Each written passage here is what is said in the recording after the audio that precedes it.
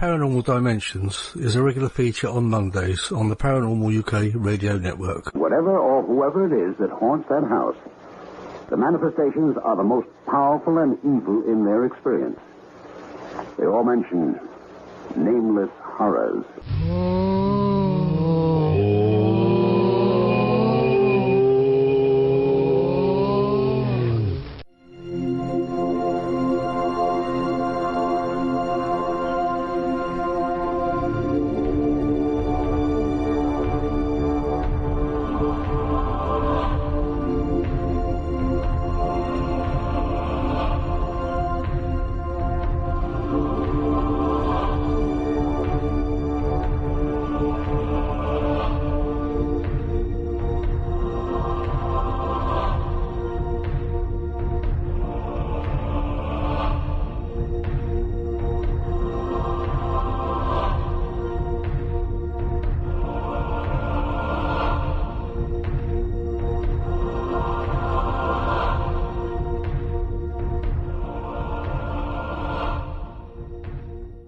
This is Sasha Christie, and you're listening to the Paranormal UK Radio Network, the UK's biggest paranormal network.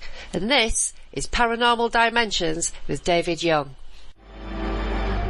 I am Dracula. I bid you welcome.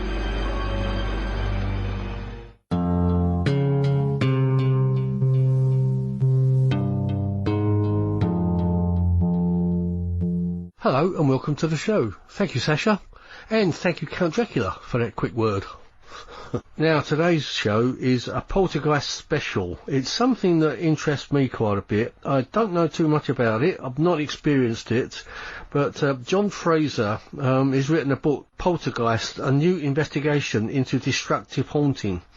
It looks pretty interesting. It says on the back, is the poltergeist syndrome the only type of paranormal phenomena that can really be proven? I suppose when you look at things flying about in a room, when witnesses see it, it is quite a lot of evidence, I must say. So anyway, let's bring John on. Hello, John. Welcome to the show. It's a pleasure to be with you, David. Excellent. So it's very, you know, as we were just talking about, we've spoken a little bit on Facebook and everything, but not really had a chance to talk to each other. Well, here we are, and we arranged this show a little while ago. It wasn't too long ago, but I've been looking forward to it. And as I said to you, I've got your book on the way. It's in the post at the moment. By the time this show goes out next Monday, which is, if you're listening to it now, it's today, I'll have your book in front of me. So, but it looks very interesting, John. It's about poltergeist, which I believe is your speciality. It's, well, I've been more of a ghost hunter for, the last 20 years or so. But recently, I've become more interested in poltergeists, partly because, when you think about ghost hunting, you think about seeing a shadowy figure maybe for about 2 seconds at 4 o'clock in the morning, after about 10 cups of coffee. And I don't think you're ever really going to prove the paranormal that way.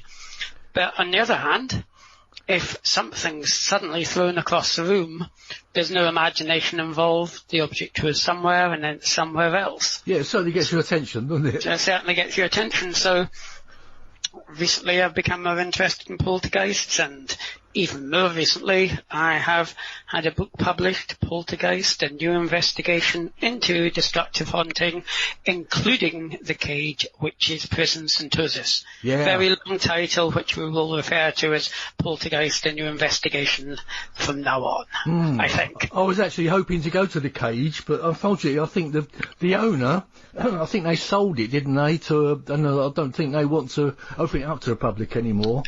As I understood it, the council didn't approve of it being used for, in inverted commas, events, and said it needed licensing.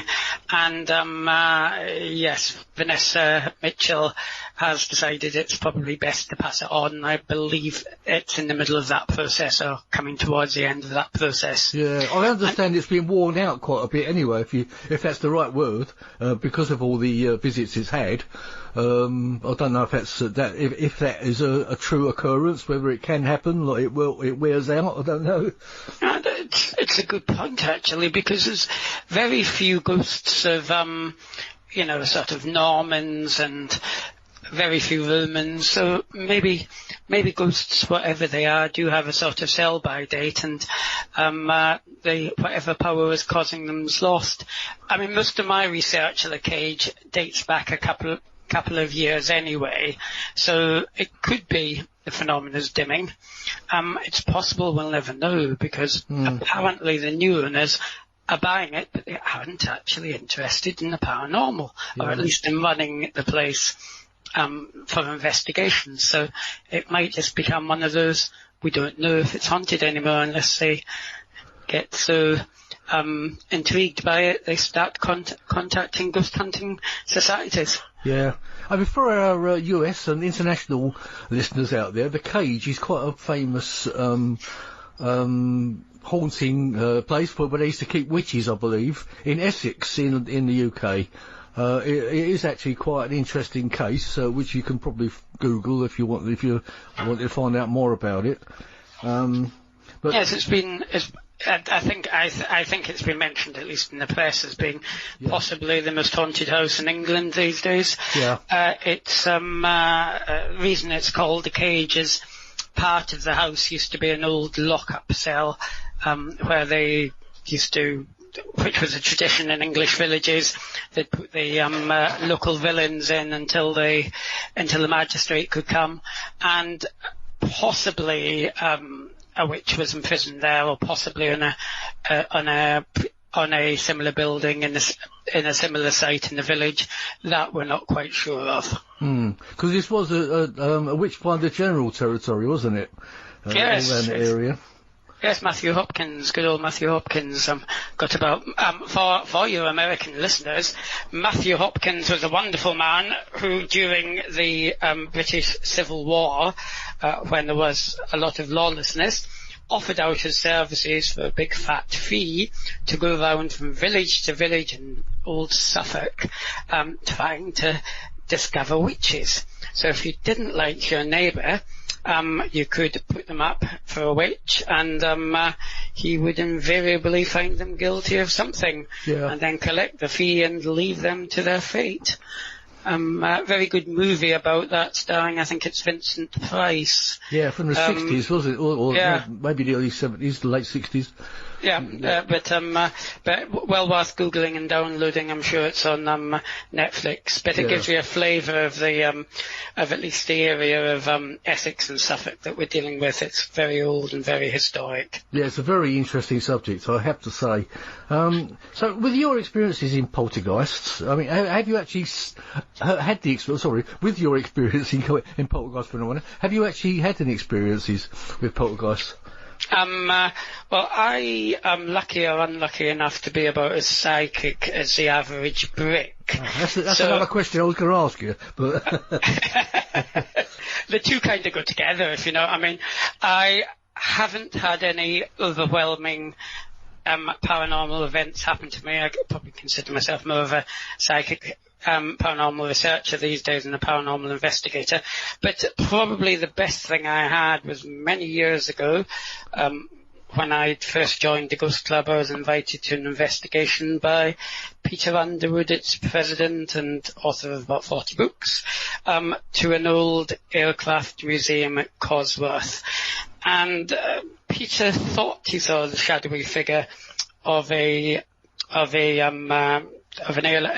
aircraft pilot, and at the very same time when we put the lights on, all the fire exits had swung open. We didn't actually see them swing open, but we were like 90% sure they weren't open. I mean, why would fire exits be open in a building after hours when we'd been given permission to investigate it? So that was intriguing.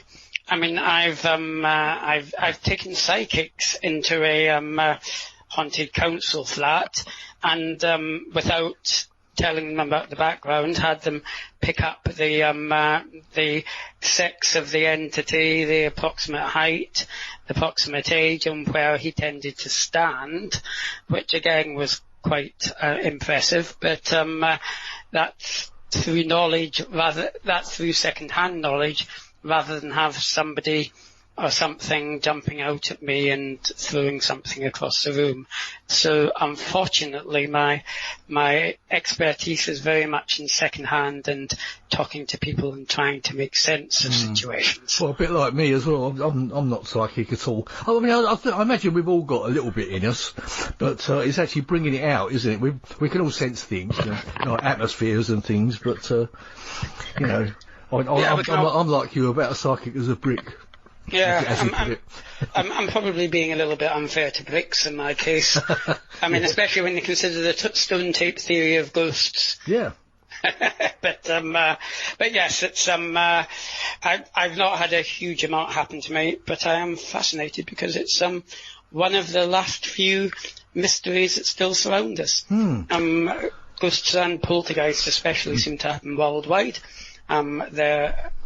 There seems to be a real similarity of what happens worldwide once you take apart the sort of cultural aspects, and I want to know what they are. Sure. I mean, what's your opinion of the stone tape theory? I had Richard Felix on the show a few months back, actually, and he went into quite a bit of detail about it, but it does sound believable and acceptable. It's got a couple of really good anecdotal cases, such as the I've forgotten the name of the house, the old house in York where the chap saw a whole legion of Roman centurions walking through, and turned out they were walking. He could only see them at waist height, and turned out there was an old Roman road a few feet under it. But to be honest, and I mean, there's a lot of anecdotal stuff about ghosts walking through walls, and then previously they found out there was a door there. But I'm not sure if there's enough to make it one of my favourite theories. I certainly wouldn't discount it. But I think there are probably better theories around. It certainly doesn't explain most hauntings and most paranormal phenomena. So it's on the list, but it's probably not my number one. Yeah, it could be that there is like a recording, because sometimes people see murders being reenacted and things, don't they? Obviously the perpetrators have no idea that the other person's there watching them, so it could be like a recording, I suppose. But I think Richard seems to go along he seems to think that's the way that things are happening. But I think, like you say, I believe there's other types of hauntings and things as well, aside from that. The interesting thing about the stone tape theory as well is nobody's quite sure if it existed before the TV drama in the 1970s called The Stone Tape that actually kind of made it popular. It was I must have missed that one. I didn't see it. There was a very good TV drama in the 1970s. I think you can still download it because it's one of these sort of really famous ones. If you're making a note of that now. Into the paranormal, called The Stone Tape, which and suddenly overnight, I suspect somebody had mentioned it before, because otherwise the TV producer probably wouldn't have cottoned onto it. But it was all about basically the stone tape theory and how people were getting things coming out of the walls. And there's a few twists. I won't ruin it. It's something for you to do after reading my book. It is, yeah. I mean, I've made a note of it as something I shall look into. I mean, you obviously believe in ghosts. Or is that a silly question?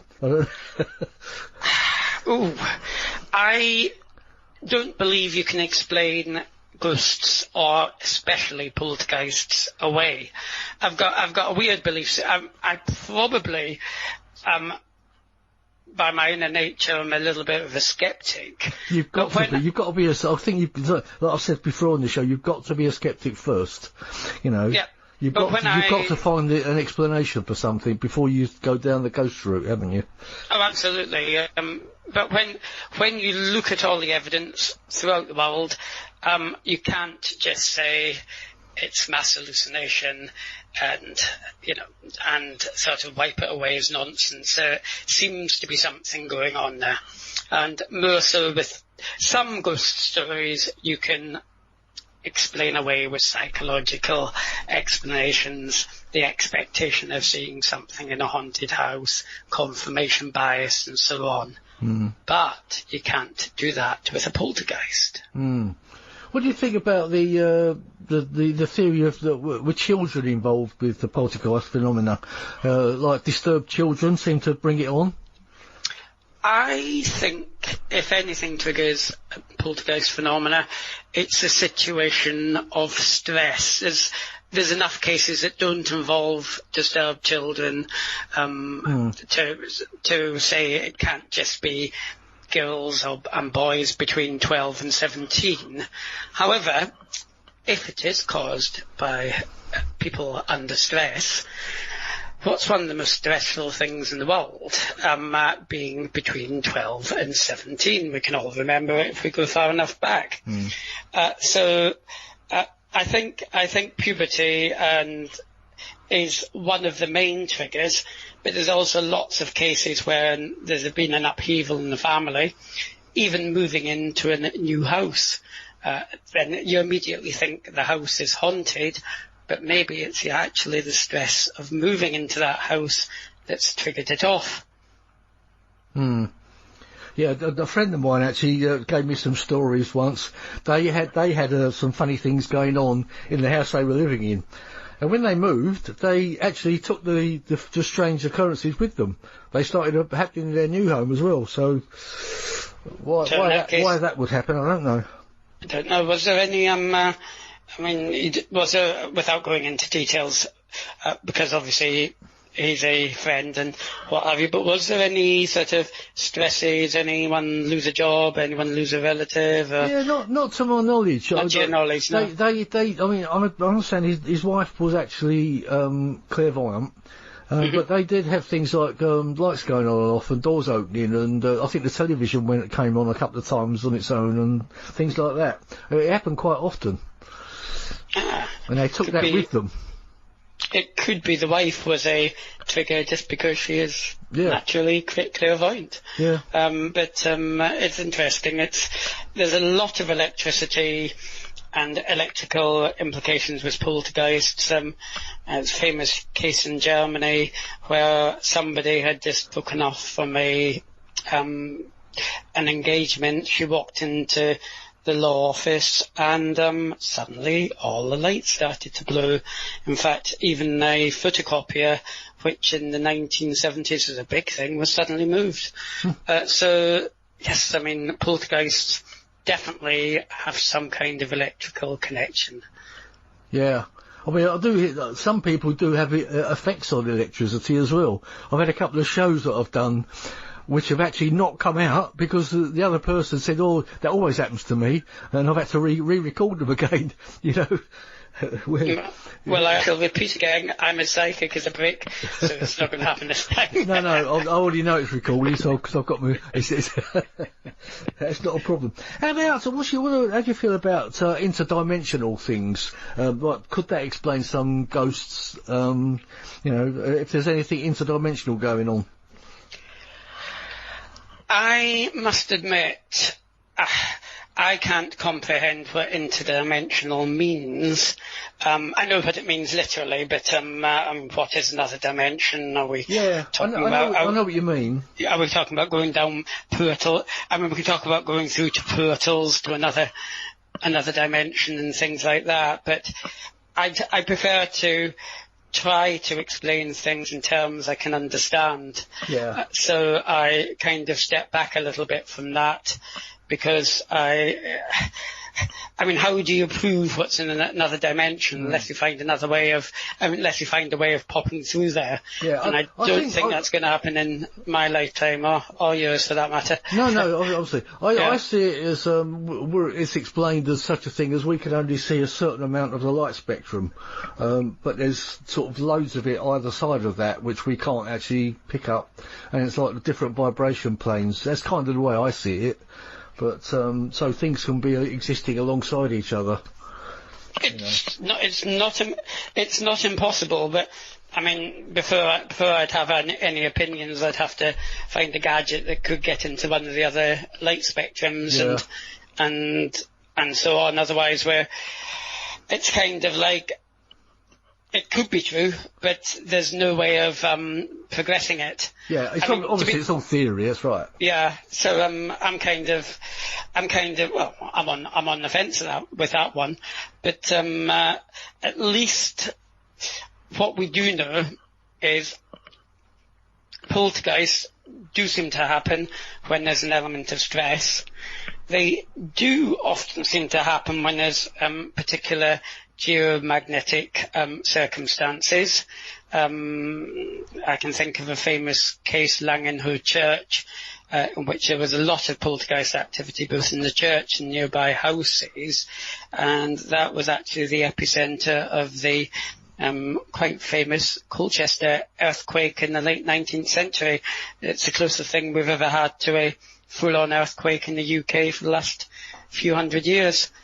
So that's interesting. There's also another little gem done by one of my former colleagues in the SPR, a guy called Lambert, who actually worked out that 2/3 of poltergeist cases started in wet winter months, and I think about 75% of them started within a couple of miles of a large water source. So it seems to be that there's at least a arguable case for water being some kind of energy conductor as well. So we've got a few solid things with poltergeists, and I mean they might nip in from another dimension, but until we can, kind of understand or picture or measure that dimension, I'll sit on the fence, but I'm not saying no. No, I know exactly what you're saying.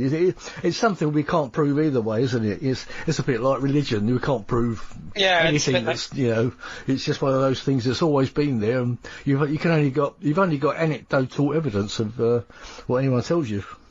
It's a bit like saying poltergeists are caused by imps and demons. Yeah. I mean, you never know, they might be, but as we can't comprehend or really work out what an imp or a demon is, I tend to stand back. I also stand back from that view because if you're going round to somebody's house who's having some fairly traumatic experience, the last thing you want to do is knock on the door and say, "Hello, I'm a demonologist." Yeah. Such as what Ed and Lorraine Warren used to do. That I don't approve of because it's liable to panic people and make the situation worse. Yeah. Yeah, I know another Warren that makes things worse as well, but we won't go into that. Oh. I thought that was me too. But, so, as far as your hauntings, so were you part of an investigation group, or did you do it alone, or? I used to be vice chair brackets investigations of the Ghost Club. Going back a few years, I'm still a member of the Ghost Club, but I'm now more active in the Society for Psychical Research. So yes, I organised quite a few investigations during that time in wonderful, strange places, such as the Clerkenwell House of Detention, which was a really interesting experiment in some ways, because nothing objective happened, but just about the entire group got freaked out, sensing things even if they weren't psychic. Now, that possibly is a good explanation for why we might not be able to prove ghosts exist, even if they possibly do, because most of the stuff that's picked up is fleeting or sensual and difficult to measure. So who's to say whether my group of very experienced investigators picked up something real or simply got freaked out by the fact they were in an old underground prison with a few chamber of horror statuettes chucked in the darkness, and you've got a situation that is rife for the imagination running wild as well. So that was that particular investigation was a good experiment in what can happen that's wonderfully ambiguous. Yeah, It is very easy to imagine things in the dark, I know. Especially in an underground prison. Yeah, I think you do also pick up things off of each other, don't you? If somebody gets startled, everyone else will start getting startled about it. But, yeah. I mean, I've done some. You went to read Rendlesham Forest recently, didn't you? I did a walk through Rendlesham Forest. It was just my little staycation. So I did a walk through Rendlesham Forest just to sum up the area. I'll probably try and do a little bit more serious research on it, because I'm also I think, I mean, you've got UFOs. Let's set aside the fact that there may be little green men from outer space, and to think of it as a paranormal phenomena for a second. They're not green, apparently. They're not green. There you go. That theory's proved already. You've got witchcraft. You've got ghosts. You've got poltergeists. You've got practicing psychics and so on. And I tend to think, rather than have about 7, 8, 10 different undiscovered powers, I'm kind of playing the game that there might be one sort of expressing itself in different ways. And as much as I'm interested in a very famous incident at Rendlesham, which has been on your show quite a few times, I was as much interested in the peripheral phenomena, such as I believe some people have experienced stones dropping behind them and so on, which is actually quite common to poltergeist phenomena. So I'm just dabbling my toes and trying to see if there's a connection between all types of phenomena. But anyway, my little walk through Rendlesham Forest, which was once you go out of the car park, which was mobbed, it was actually very quiet and very peaceful and, a little bit eerie. I actually saw a wooden wigwam that was built by somebody, probably survivalists or something. And I went over to have a look. And then suddenly there was a rather loud bang behind me. And I remembered all the stories about falling stones and things like that, most of which had happened in the dark. And I thought, have I got lucky? And I turned around, and there was a pine cone lying just behind me. Now, if you think about it, you've got very tall trees. Yeah. Pine cones are going to fall quite a distance and make quite a loud bang. So I just kind of hypothecated whether if somebody was walking there in the dark and suddenly heard a loud bang behind them, shone a torch, first thing they saw was a stone, might it not be pine cones, because there's a heck of a lot of them to fall off the trees at Rendlesham Forest. Although that purely was an off-the-cuff theory. It'd be interesting to look at times of year people have experienced it. I have to check to see when pine cones tend to fall, but they obviously get ripe at a certain time and then obviously fall and reproduce more trees. Yeah. But that was just a very interesting little event that happened that got me thinking. Yeah, I think you've got to put that one down to coincidence, haven't you? You've got to, with that just happening like that, I think you've just got to call it coincidence. Yeah, but I'm just wondering if that might happen to other people and be misinterpreted, but I'm not saying it has, I'm not saying it hasn't. But what I would say about that place is I walk there through the daytime. It would make an excellent place to spend a few hours in the evening. It is. Yes, and I'm sure you've been quite a few times, haven't you? Yeah, I've wandered about in the pitch dark and everything, and we've seen the UFOs. Well, I'm saying UFOs. We've seen stars that move and then stop and move and stop. I've seen, orbs. Orbs are very common. Now, I don't know what your opinion of orbs are, but you can take several pictures all in the same direction. Most of the pictures will come out black. Then all of a sudden you'll get, when obviously you can't see them at the time, but when you look back, you'll see a couple of the photos in the middle have got orbs in them. Now, if that was moisture or dust, you'd have those orbs in every picture, in my opinion. We might disagree about that one, but that doesn't matter. I mean, I don't know about the action of dust and wind and what have you, but I mean, I started getting orbs in about 2000, 2001, and I was quite fascinated with them, as we all were. But they did seem to be a little. We didn't seem to get them in the 90s. I don't know how long you've been doing it, but it does seem to be something that has just cropped up with the digital camera.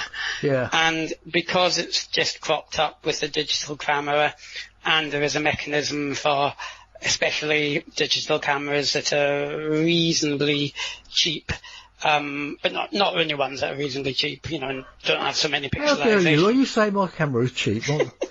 I immediately added, but not only ones that are reasonably cheap, because I saw I'd started digging at the surface, and I thought I shouldn't dig any deeper. But no, I mean, with the reason we were getting them so often in the early 2000s was because he had poor pixelization in my opinion, poor pixelization cameras that were distorting dust easily. It's a lot more difficult these days with the sophisticated cameras that both you and I have. But nevertheless, it's not impossible. I'd have a look at the orb photos and chuck them around my photographic friends and have a look, because I'd never prejudge anything. No. But I do kind of start from if they can be produced normally, which they can be, we'd have to cut out that normal explanation to begin with, at least. Yeah. I mean, another thing you do get a lot, you can take photos, or the same again. There's no mists, apparently, there's no mist around at all. But in a photo that'll come out, you get like a mist shape in it as well. And yet there's nothing visible to the naked eye. Yeah, it's a fascinating place, and I'd want to find out more about it, both from the UFO angle and there's also supposed to be is it a shook monkey or something like that?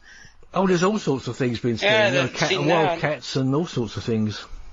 Yeah, I think I've heard about somebody spotting a sort of half monkey, well, nearly something like a Bigfoot type creature. Yeah. And I'm wondering, are all these things kind of manifestations of something strange caused by a particular power in a particular area? Yeah. Well, some people will argue about the dimensional aspect of it again, where things pop in and out of different dimensions through portals. You can walk through that forest, especially at night, and you can feel temperature changes in particular spots. It'll go cold in a particular spot, which is pretty weird. Yeah, if I ever come back, which I almost certainly will do at some point, actually, because another place that fascinated me in the area was the sunken village of Dunwich.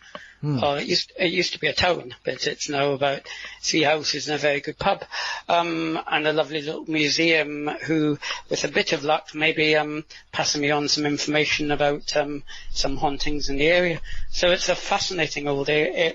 The whole of that Suffolk coastal region is fascinating and quite mysterious, and certainly worth a return visit, especially when you don't have to make arrangements to get absolutely everywhere because of COVID. Yeah, whatever your opinions are of that, but there you go. Whatever our opinions are. But we won't go into that. I think we will get our own opinions of that. It is, all I will say about COVID is it's split the world into 2 parts, and it would be nice to have some objective common sense about it, and that sadly is sometimes what happens to the paranormal as well. Yeah. There's too much the People's Front of Judea and the Judeans People's Front battling each other when we should be really after the same goal. Which we could say is all part of the plan, divide and conquer. Yeah, but who's the person trying to divide and conquer the paranormal? Yeah, well, yeah. I wasn't sort of, I wasn't meaning the paranormal, but I was thinking about all the other things, all the other divisions that are trying to, like colour, race, sex, and everything else. Yeah. Just trying to make everything, put everything in compartmentalised is the word I was looking for. Putting people in little boxes and making everyone argue with each other about it. But I suppose it's always been done. Yeah, and it shouldn't be done. Absolutely. We are one race, the human race, and we are one community, the paranormal community, and we should be all walking in the same direction. Yeah. So, I mean, you obviously believe in life after death and everything like that. I mean, do you believe we go on into a different realm when we die? I don't know. I mean, the problem I have, without being a total spoiler for my book Poltergeist and Your Investigation. Yep. Don't give too much away about it. Is the more I looked into, when I first started writing it, I normally do books in 10 chapters, and 10th chapter kind of summed things up, and I hadn't really planned what was going to be in chapter 10, but the more I looked into it and kind of learnt as I went along, the more I kind of thought, now, poltergeists, mischievous, sometimes a little bit nasty, throw things around. If you're lucky, they will communicate with you via rapping. But I heard an up then. What was that? That was me. That was me demonstrating it. That's all right. Sorry, go on. It's my stupid sense of humour. Carry on, John. Sorry. That one wasn't. But when they do rap, they rarely say anything of any consequence. Like, example of the case in Andover, investigated by one of my colleagues, Barry Colvin, where the only intelligence they could come out with was predicting next week's football results. And they didn't even get them right. And I kind of think if it was simple as an entity coming back and using powers from somewhere, they would actually try to do something a little bit more sophisticated than just throw things around, make pools of water, occasionally, unfortunately, even starting fires. They'd actually, but basically behaving like a real pub brewer. And I kind of think if it was as simple as the afterlife, if I came back as a poltergeist, I'd want to sort of put out sophisticated messages and tell people I was still here in some way or another. And you don't get many of that, or many cases that have that. One possible case being Enfield, where the young girl communicated in a male voice, but even that is somewhat controversial. But on the average poltergeist case, it's just random things disappearing, reappearing, doors opening, slamming, banging, and so on. So I kind of think, I mean, most of us are decent people. I mean, if we wanted to come back, is that all we'd do? Yeah, but aren't these poltergeists and any hauntings, they're supposed to be trapped spirits that maybe don't know they're dead? And like most of us, when we die, we probably just pass on like into the great light, or what it is, into that higher dimension, and we may bypass that part of it. It may be, but wouldn't a trapped spirit actually start saying, who are you, this is the 15th century, or something? Yeah, but I think they do that, don't they, on occasion, so I've heard? Not very often, actually. Not when it comes to, there's seances which pick up whatever seances pick up. I mean, I've got a medium friend that actually went round the cage and picked up all kinds of entities, which she said had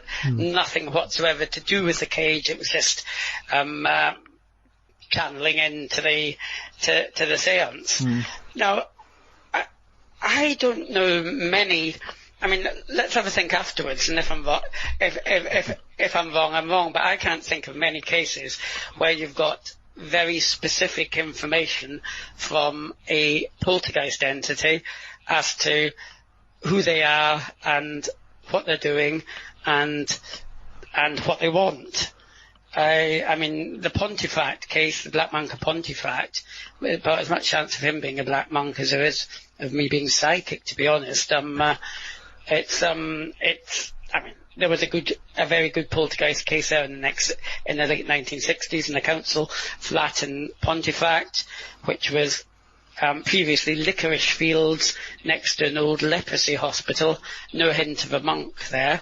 There was a hearsay story that a monk was hung because of the murder of a child, but nothing in research to back it up. It was said the hanging spot was where the council house was, but the hanging spot is actually in the centre of Pontefract next to a pub. So unless they made a particular exception and decided to take this monk, which we have no background research for at all, into a licorice field to hang him, the story of the entity doesn't stand up at all. But the interesting thing is, though, there are 2 monasteries and 1 hermitage in Pontefract, which is a small town. So if you're trying to identify a ghost, you've kind of got a place steeped in, ecclesiastical heritage. So it's probably, if you've got to give it an identity, it's probably the one you'd choose. And that gets even more interesting, because if you go from Pontefract to Transylvania, just in a quick hop, if the government will allow us, without 2 weeks quarantine. We're not going to go into that, but I just thought I'd say it. There's actually a lot of, not the black-caped vampire cases, but there is a vampire mythology out in Transylvania, which obviously Bram Stoker improved on. But if we actually look at what they regarded, and most of Eastern Europe regarded as vampire cases, they do tend to involve lots of bangings, which were blamed on a dead person, things being thrown around, strange noises, very much like a typical British poltergeist case. Now I'm wondering if, obviously something strange happens, you kind of name it after something that's a bit weird, a bit strange, and possibly a bit evil in your own culture. In the case of a monk, no, it's not evil, obviously, but it's certainly part of Pontefract culture. And in the case of Transylvania, and to be honest, the rest of Eastern Europe, Transylvania is just a good place to start. It could be that all these vampire cases are actually poltergeist cases in disguise. Indeed, yeah. Which would make it far more interesting, because we kind of think of poltergeist as being North American, possibly Scandinavian, English, and a couple of other countries, and really we don't take vampire sightings seriously because they're just too weird. But if these are just the same thing under a different description, again you're starting to get towards this one strange power we don't fully understand. Indeed. Oh, but you must be a little bit psychic, because I've got vampires written down on my notes here I was going to ask you about, and Count Dracula. It must have been because... I actually had Count Dracula introduced in this programme at the beginning, so... Oh, right, that's weird. I have been to Transylvania 7 times. Yeah, it's got some amazing castles. I'd love to go myself. It's absolutely fascinating, and we were lucky enough to, I went as a part of a ghost club tour, which has kind of got me interested in the folklore, which is where the series came from, but we were lucky enough to be taken around by 2 of the guys that basically invented vampire tourism in communist times. Main guy being a guy called Nikolai Paduaru, and I'm glad you said that, not me. Yes, it's difficult to... The other one's even more difficult, so we'll stick to Nikolai. But they basically, him and his colleague, were basically the ones that got the Castle Dracula Hotel built on the Borgo Pass. They actually had to ask Ceausescu's permission. Apparently they got him drunk first. Oh, right. I think that was pretty easy, though, wasn't it? Yes, I think it probably was. But he never quite knew what he was going to do when he was drunk, so it was actually quite riveting. But they got very steeped in the folklore, and they actually got quite interested in the paranormal as well. And so they gave us a wonderful tour of all the places, and yes, the bad news is the real Castle Dracula isn't on the Borgo Pass, which is actually quite nice rolling alpine hills, but is the one that was actually built by Vlad the Impaler, the real Dracula figure, is a place called Puanari, which is supposed to be haunted as well, but unfortunately it has 1,200 steps to get to the summit. Wow. So it's quite an effort, but it's well worth it.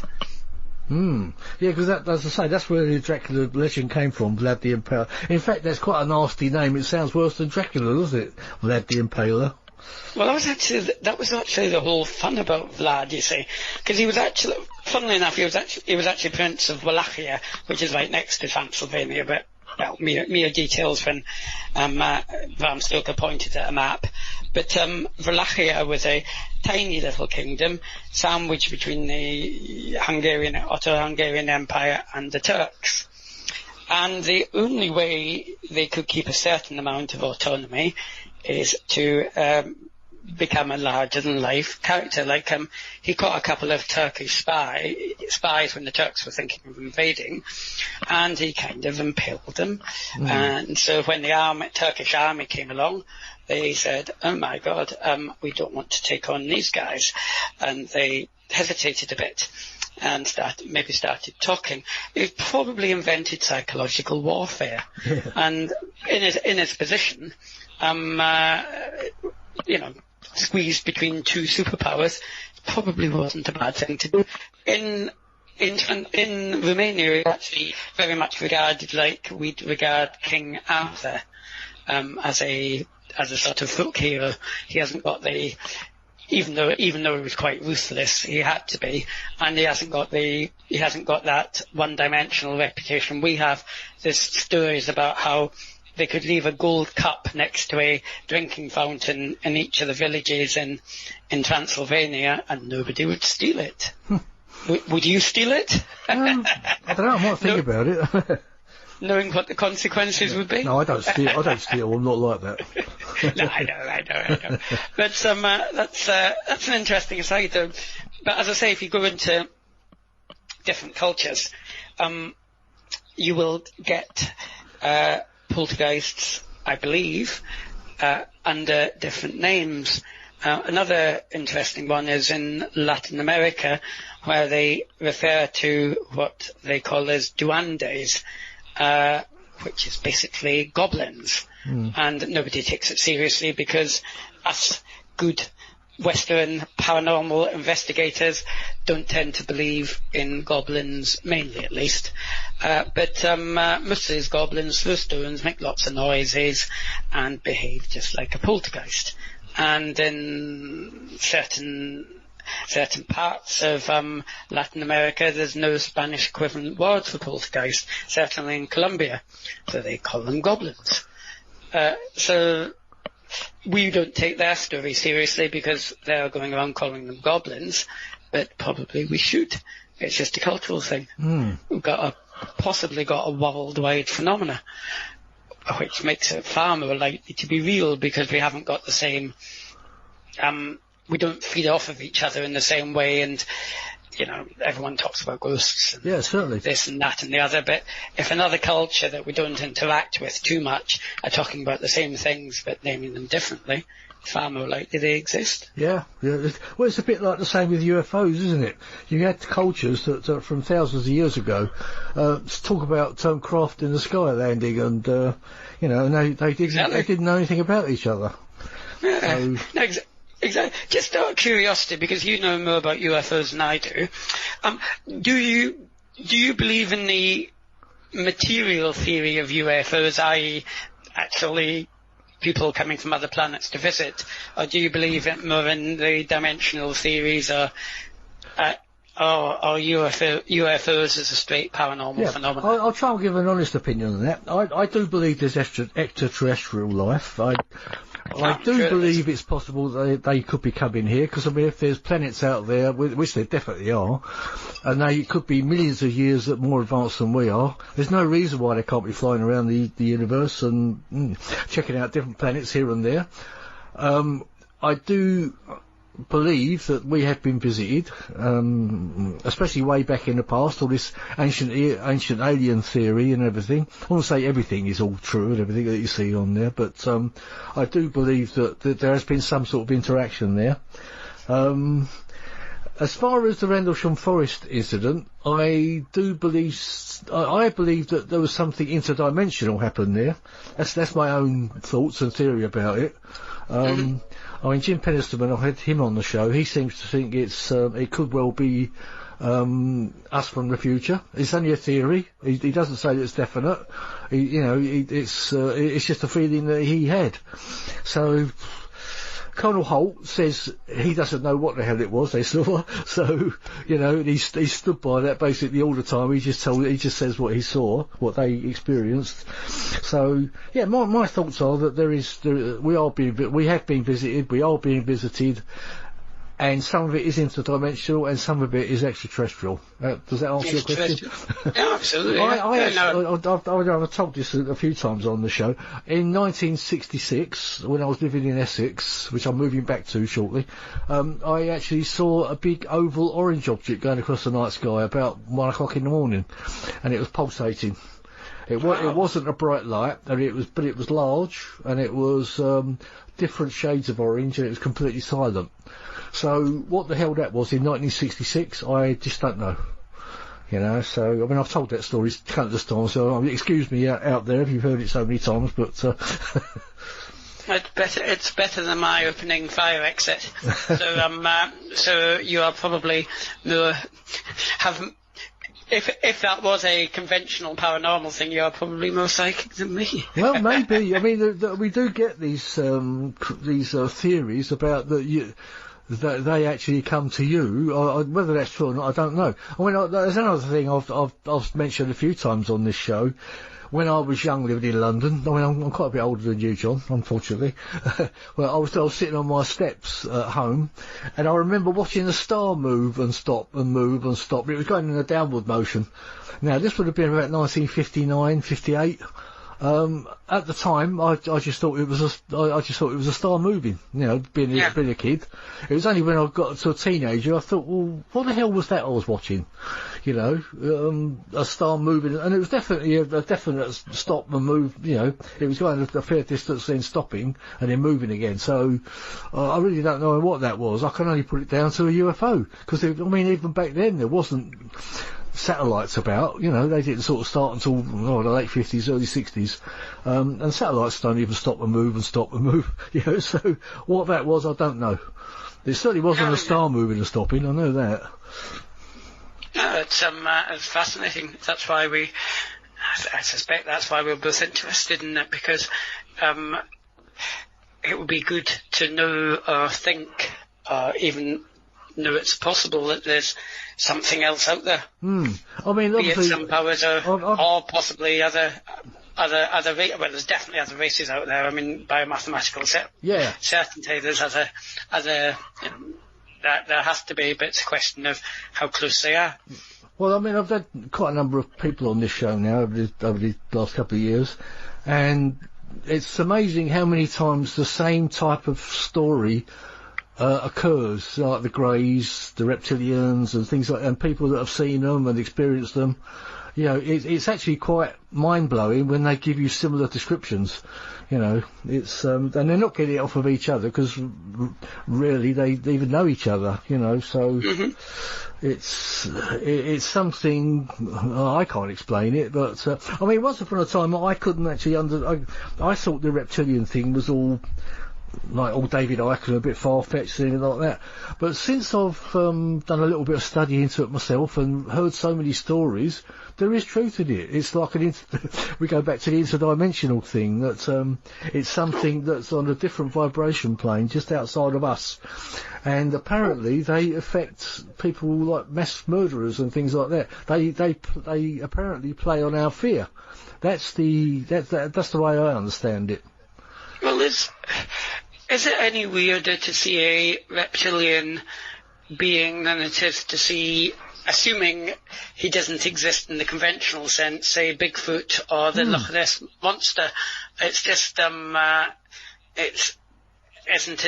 that just, well, I mean, as I say, unless there really are herds of real half men, half apes out there called Bigfoots, I mean, it's certainly the two experiences are very similar. Yeah. Although somehow it's more respectable to see a Bigfoot than it is to see a reptile. Yeah, I know what you mean. I mean, talking about Bigfoot, I mean, that's another thing, isn't it? We've got civilizations that didn't know anything about each other, but they all talk about a Bigfoot type creature, like the abominable snowman. You got Bigfoot in the States. You got obviously the Sasquatch is the same thing anyway, but they all give this same story. And we've even got one in Scotland apparently. Now we've got the Grey Man of Ben MacDohui for sure. Although that's only seen at fairly high altitude. It could be, there could be explanations for that. But I'd like to, as I say, I've written this book, Poltergeist: A New Investigation, which, I have subliminal messages from my publisher to mention about every 7 or 8 minutes. My apologies for that. Yeah, but, I'll put a link onto the page anyway. Okay. But, as I say, I'm interested in looking into other spheres in the future, such as Bigfoot, to really see what the Bigfoot experience encompasses. I mean, not many people, I don't think, actually see a Bigfoot full on. They hear noises, bangings, maybe, I don't know, maybe they have stones thrown at them, maybe they don't. Well, I'm not a Bigfoot. Big footprints and things, aren't there? Apparently, unless they've been faked, but. Well, depends exactly. I mean, big footprints would be indicative of it being something real. Although you'd have to be a footprint. You'd have to know your footprints and know how they develop 5 hours later in the mud or what have you. I mean, one of the funniest footprints, which I do mention in the book, because I talk briefly about the Amityville case, is if you remember, at one point, they claimed to see pig eyes through the window and then saw a cloven footprint in the snow, which they decided must be the footprint of the devil. Now, I mean, I looked into that a little bit, and I mean, footprints in the snow, apparently the footprint of a sparrow, once the snow starts melting, can look like the footprint of a bear. So you have to be careful with footprints, but certainly when you're dealing with mud, I suspect it keeps more of a print.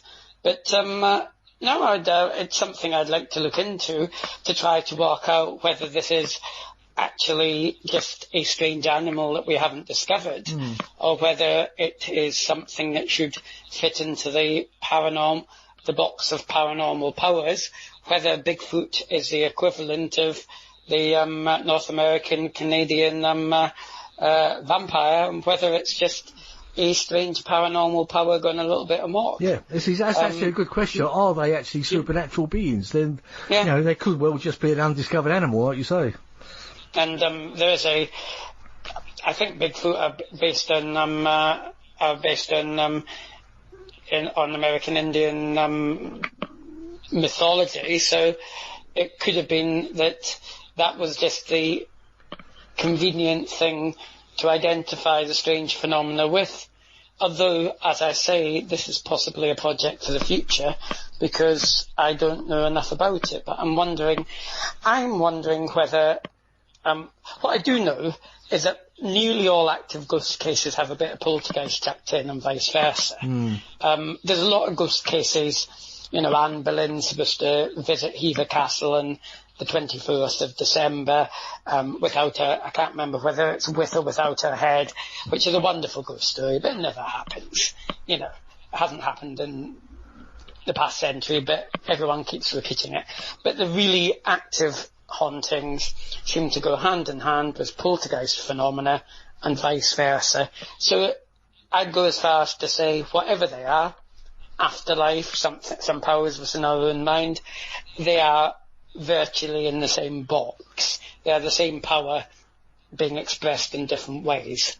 So I'm wondering if you can open that box further, possibly to include UFOs and other things. But I haven't got the answer to that, and it's not actually mentioned in my book, because this is something I've been thinking about since I wrote the book. Yeah. The book is mainly about ghosts, and particularly poltergeists, and how they tend to interact, and theories as to what they might be. And it's written in a way that hopefully takes the reader on a kind of journey from where I started out and from where I ended up changing my views, and where interesting people like Guy Playfair also slightly adapted their views, and Colin Wilson, based on one incident, actually flipped over from thinking it was powers within us to the afterlife. And that incident was actually one that happened in the Black Monk and Pontefract case, strangely enough, which is why I was so interested in it. Yeah, it's an interesting case, I must say. Well, you mentioned goblins earlier. There's a lot of people believe in fairies and things like that, and people have taken pictures and things. I mean, what's your opinion on that? If you're talking about... Are we talking about another interdimensional being again? Well, if you're talking about Cottingley... not particularly that case, but there is an. I mean, I think that's been proven as a fake, isn't it? It has been. Yes, it's Arthur Conan Doyle had a lot of plus points, but he was very belief-led in his investigation. Yeah. Quite why the Cottingley fairies had bobbed hairstyles straight out of the 1920s. Yeah. I suppose it could have copied us, but you know, it's starting to get a bit complicated if you're reading our fashion magazines at the time, you know. Yeah, I think that was one of the first sort of supernatural hoaxes, wasn't it, really? Yeah, and I don't think they even meant it to... the killer there was that Arthur Conan Doyle took it seriously, otherwise it would probably have just been a couple of 13-year-olds and that convinced maybe their mum and dad, and everyone else just put it down to pranks. But as soon as Conan Doyle got involved and took it seriously, everyone else started taking it seriously. I suspect he had an off day in the office. But I don't know many fairy photographs. Send me some afterwards, actually, because I would tend to even assuming there is an interdimensional thing, I don't know many cases where there's been any real... I mean, there are people that believe in fairies, I know, but I certainly haven't seen any photographs that would describe them as... that would have winged beasts appearing as conventional fairies, if you know what I mean. Yeah. But, I don't know if you know a chap named Bill Rook. They call him Alien Bill. I don't know if you've come across him at all. But I haven't, actually. He actually did take the picture, probably about a year or so ago now, and it did look like a fairy. And I know Bill. He's hopefully he's got a book coming out. It's been coming out for a couple of years now, but I think it's almost due out. And I think this picture is going to be in his book. He did take a photo of what looked like a fairy, from a distance, and it does Well, it does look like it does look like a fairy. So Did he see it at the time and then snap, or did I believe it was visible to him. Yeah, I mean, he's actually been known. I mean, it's quite a character, Bill. I mean, if he does get on this show eventually, which I'll hope in June 2021, he'll manage to get on here. But he's had experiences where his hands actually light up and things, and he can actually summon light beings and things like that. And you do see these strange light shapes appearing. So watch this space, and I'd look into him. You know, we've been talking about the paranormal being seen as aliens. We've been talking about the paranormal being seen as Bigfoot and possibly as reptiles. It is actually strange the way that we can kind of talk seriously about, in a paranormal sense, about Bigfoot and so on, but people kind of shy away when fairies and, well, I've already discussed goblins and that in America. I mean, but to us, it's a serious subject, isn't it? Yeah, I mean, the paranormal has a way of, has different ways of expressing itself. Now, I've got a sneaking feeling it might all be the same thing, but there's no reason because it's come over as a fairy to take it any less seriously as a paranormal incident than it would be to come over as a talking mongoose. Yeah. Are you aware of the case I'm talking about? I do know what you're getting at, because I do believe there's a big connection between all supernatural occurrences myself. I couldn't see it years ago, but I do actually. But I can see those connections now. So I don't know. I don't actually know the case you're talking about, but please enlighten me. Oh yeah. For those that think we went totally off the wall, went to fairies and then to talking mongoose or goose. There was actually quite a famous case in the Isle of Man, a tiny little village called Dalby. There was a 14-year-old girl, lived all by herself with her elderly parents, and started saying she was seeing a talking mongoose. Now, they had actually introduced mongoose in a nearby farm on the island, so she did have a sort of connection, an understanding of what they were. Funnily enough, it started off as a talking weasel, and then I think somewhere down the line, a weasel wasn't very sexy, so it became a mongoose. But when you look at the whole phenomena behind that, there was lots of rappings in the walls, there was movements of objects, strange noises. It's exactly the same as a typical poltergeist incident, dressed up by a 14-year-old girl who's a bit lonely as a friend called a talking mongoose, who called himself Geff and said he was the eighth wonder of the world. Now, Harry Price investigated that, and good luck to him, because he wasn't the fittest of men, and to get up that hill to that house takes some doing. I did it once to look at the ruins, or what's left of it, not much. And he got ridiculed for it. But when you take away when you take away what the girl had called it, you've really just got a good, solid poltergeist case. When you look at what's that case in America? Betsy Bell Witch. When you take away the old lady that had died and the witchcraft inclinations, what actually happened was very similar to what happened in Dalby. Object movements, bangs, strange wailing noises from memory, and of course there was a young teenage girl involved, Betsy Bell. So when you start to look at all these cases, it does seem it is just could at least be one power expressed in different cultural ways. So I don't know what your friend saw, whether it was a literal fairy or just a possibly a natural explanation. I haven't seen the photograph. I'll have to try and find the photo and I'll send it to you. No, by all means. Or the supernatural being conveyed in a way that was kind of understandable to him. It could be any one of them. That's what makes it so fascinating. As far as Harry Price, you just mentioned, what do you think of him? Because he was actually ridiculed in the end, doesn't he? But nobody's ever really proven that the Borley Rectory case didn't happen. He crossed a couple.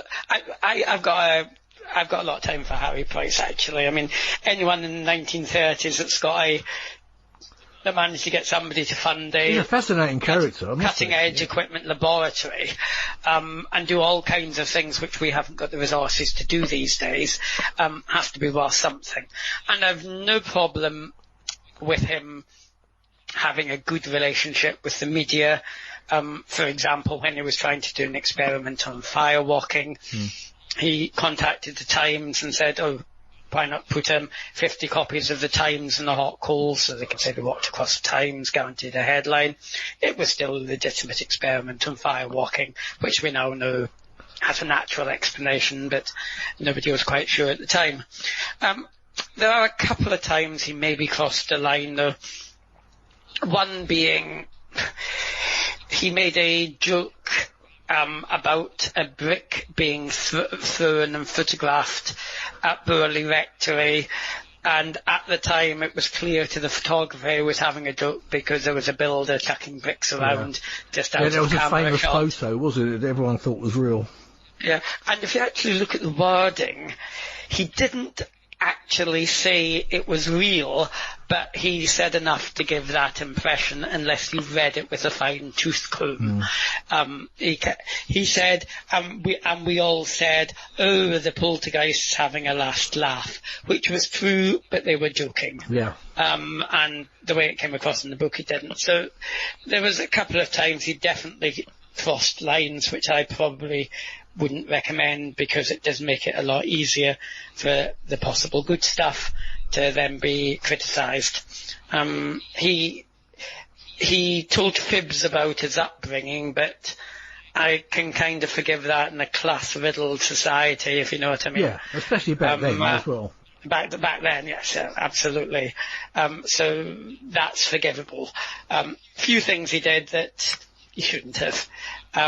And he did like publicity, but there's plenty of scientists that like publicity. Of course, I mean, that's how they try and get some finances, isn't it? Absolutely, yeah. I mean, I did have Neil Spring on earlier this year too. I know Neil. Yeah, he wrote The Ghost Hunters, which is a brilliant book. I would really, advise anyone to get it, because they actually made a TV. I think it was a mini-series, wasn't it, based on on that book? But it was nowhere near as good as the book was. No, it does give a really good insight into Harry Price, I thought. Yeah, that's right. They tell it from the view of the secretary, and there was a real life secretary, but the secretary is a fictional character, and he did a lot of good research, and I actually got to halfway and I forgot to finish it, I must admit, but not because of lack of interest, just other things took my time. Yeah. But I'd thoroughly recommend reading the first and second half, because most of what he manages to keep all the facts correct, but obviously tells a really good story as well, which is really important when writing a book, even a factual book, and possibly one I've tried when writing Poltergeist: A New Investigation. Well, I think that's the thing with that book. I don't actually read too much fiction nowadays. I like to try and keep factual books, but that has got a lot of fact mixed with the fiction, and it's and it sort of gives you a good outlook on Harry Price himself. Which I find very interesting. Also, it gives you a lot of facts about Borley Rectory too. Oh yes, it's I know God, I've forgotten the names. Paul and the guys that got all the stuff from Peter Underwood from Burley Rectory. They've got a fascinating collection, and they will kill me because their names have just went blank. Paul and my apologies. Yeah, I think Neil said they've got quite a collection as well. Yeah. They've got the Burley Bell. They've got bits of wire from the servants' bells at Burley that rang, and so on. So it's probably worth a fortune, to be honest, if you sold it on an American site. Absolutely. But good luck to them. They wrote a very good book with Peter Underwood about Burley Rectory, and they deserve to have the remnants, all that's left of the rectory. Yeah. I suspect your American listeners will know about Burley Rectory. Not only American, but worldwide. Well, we've got Canadians and Australians. We mustn't forget everybody out there. But I think Burley Rectory, like Amityville and so on, transcends the paranormal community. Yes. Also, what makes it particularly impressive is I was saying that most well authenticated cases have poltergeist and haunted elements. Well, in Burley Rectory, you've got a whole century of them. You've got poltergeist wall rapping.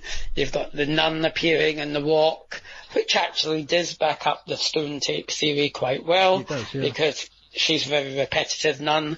At one point was seen for 11 minutes in the 1970s by a gentleman named Croom Hollingsworth, and which I think is probably a world record for seeing a paranormal entity.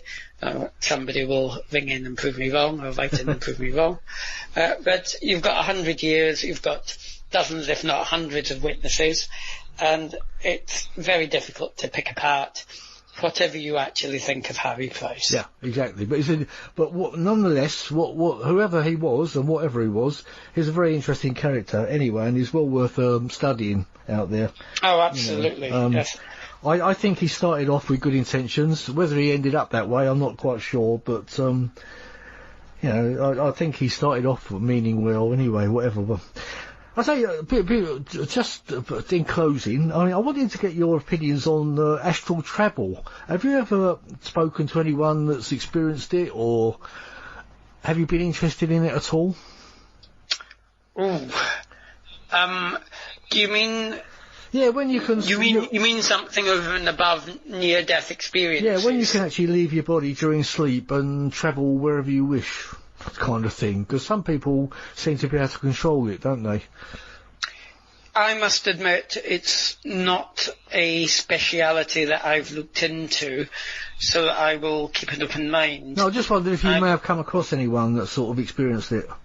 No, funnily enough, I think one or two people have mentioned it to me anecdotally, but no, it's I've very much been a ghost and poltergeist type of guy up till now, and I'm actually starting to get more fascinated by other aspects of the paranormal, possibly to see if they tie in with the aspects of the paranormal that I do have a better understanding of. But at the moment, I don't know terribly much about astral travel. So because of course it is linked to the near-death experience where people leave their body during an operation or something and they come close to death, and they see things on tops of cupboards and things which they had no way of seeing. They couldn't have seen it in any other way apart from leaving their body. Well, and astral travel being the controlled method of doing that, if you like. Now it's interesting because I often wonder. I mean, you've got poltergeists, and then you've got physical mediums, or people that can do RSPK, and I often wonder whether the two are one and the same, except one can be controlled and the other cannot. I mean, Matthew Manning's a good example because he started off as being riddled with poltergeists incidents and gradually learnt to control them, and is now a world famous medium and healer. And I kind of think there's probably a connection between them, so there's probably likely to be a connection between near-death experiences and astral travel. but that's one you will have to ask me about in a couple of years if you ever invite me back onto your show. Oh, definitely. I mean, I hope we'll meet up in person at some point. No, absolutely. I've got to meet you, because you'll have to sign my book when it arrives. So. Oh, if you'd emailed me, I could have sent you a signed copy. Oh well, I've done it. I've done it the wrong way round. I bought it on Amazon. I've still got a few copies lying in my wardrobe that were meant for talks, which were cancelled because of COVID. Oh, right. Oh, that's a shame. so if anyone out there wants a signed copy from John, I'll actually put a link on the page, and you can get one from him. No, absolutely, but if not, Poltergeist, a new investigation into destructive hauntings, including The Cage, which is Prison St. Joseph's, and that's the longest title you could possibly imagine, so that's why we call it Poltergeist, a new investigation. It's a bit like, I think we were mentioning earlier, we like our long words in the paranormal. We have ASAP, the Association for Scientific Study of Anomalous Phenomena, and so on. So in the great tradition, I gave it a long title. But it does include quite a lot about the Cage at St. Joseph's, which is a very famous case, and so probably justifies the title. That's why those long words, I'm often falling over my tongue with some of those long words, so that's why it's nice to get the guest to say it rather than me. Well, I certainly wouldn't want to do that one after a couple of pints of socially distanced beer in a pub. Oh no, not the new normal, please. I'd rather go back to the old normal.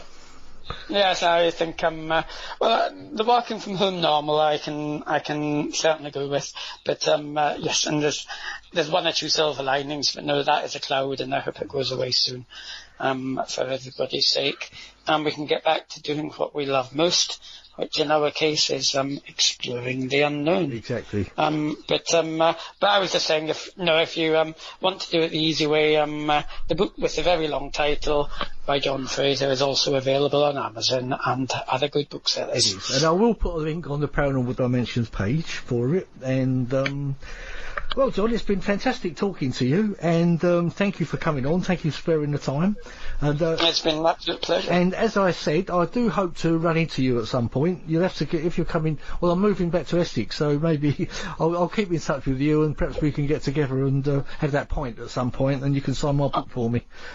Absolutely. What part of Essex? Just out of curiosity. Well, we're supposed to be moving to Canvey Island. We're about 5 weeks into it now, so we're waiting for. I think it takes about 8 weeks for everything to go through. So we've probably got about another 3 weeks to go yet. So. Oh, good luck with as long as nothing goes wrong. But I'm trying to think how far that is from the Cage. Yeah, I'm not. I think it's in the Cage near Clacton somewhere. It's very, very near Clacton. Yeah, yes. It's not that far then, really. No, it's oh well, you never know if the new owners do change their mind.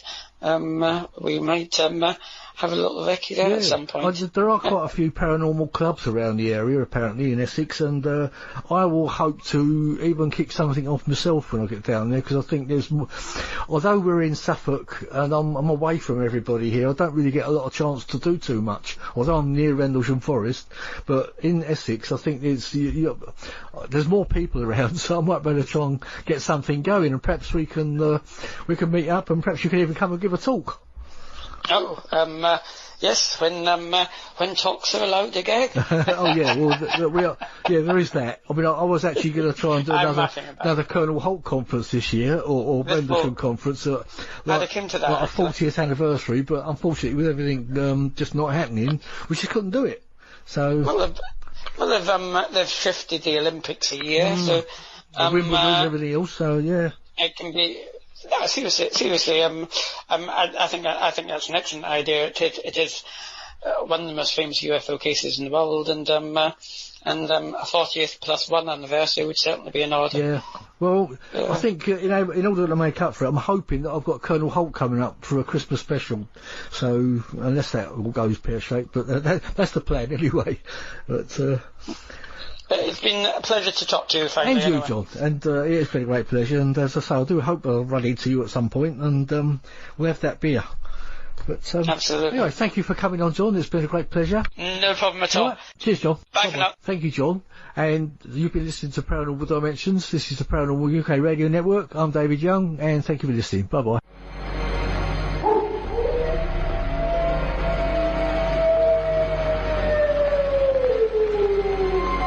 Listen to them.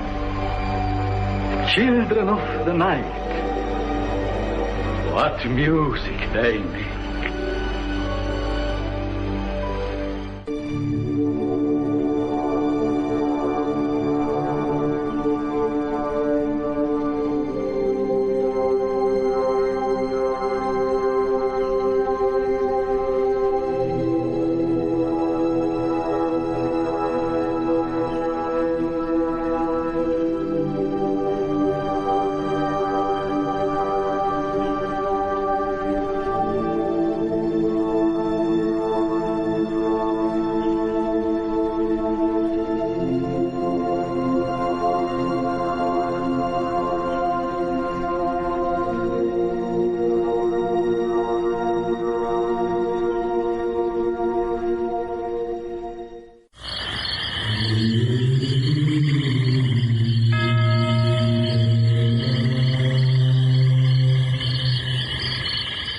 Paranormal Dimensions is a regular feature on Mondays on the Paranormal UK Radio Network.